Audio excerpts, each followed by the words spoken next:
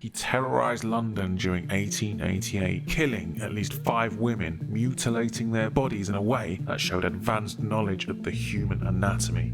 This is a quick story about the Whitechapel Butcher and the legendary unsolved murders of 19th century London.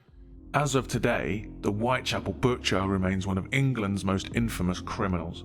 In London's East End between August 7th and September 10th, 1888, the Whitechapel Butcher committed 5 murders within just a mile of each other.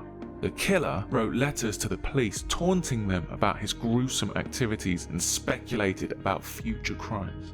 The name Jack the Ripper came from a letter that was published right before the attacks, but many experts believe this was a hoax. Even though many investigations claim to have found the killer, his or her real name and motive remain a mystery. Over the past few decades, there have been a lot of theories about who the Whitechapel Butcher was, including claims that it was the famous Victorian painter Walter Sickert or the grandson of Queen Victoria. As many as 100 suspects have been named, all adding to the mystery and folklore. At the end of the 19th century, London's East End was regarded with utter contempt by its citizens.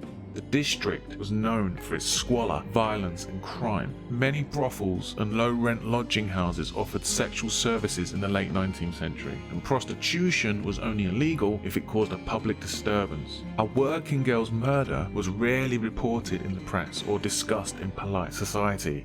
The sad reality of that time was that ladies of the night were often subjected to physical attacks without any justice whatsoever. But the Whitechapel Butcher's killing stood out from the other crimes. The sadistic butchery suggested a psyche more hateful and sociopathic than normal. It wasn't that they just snuffed out life, they mutilated and disemboweled the bodies, removing organs like the kidneys and their uterus, almost like the killer had a specific disdain for women.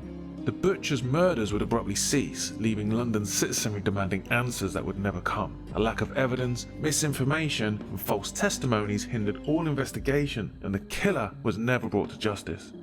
The investigation into the Whitechapel Butcher murders has long been carried out by British detective Trevor Marriott. He made headlines in 2011 when the Metropolitan Police denied him access to uncensored documents about the case. The Met refused to give Marriott the files because they contained protected information about police informants, and handing over the documents might make it hard for modern day informants to testify in court, even after all this time.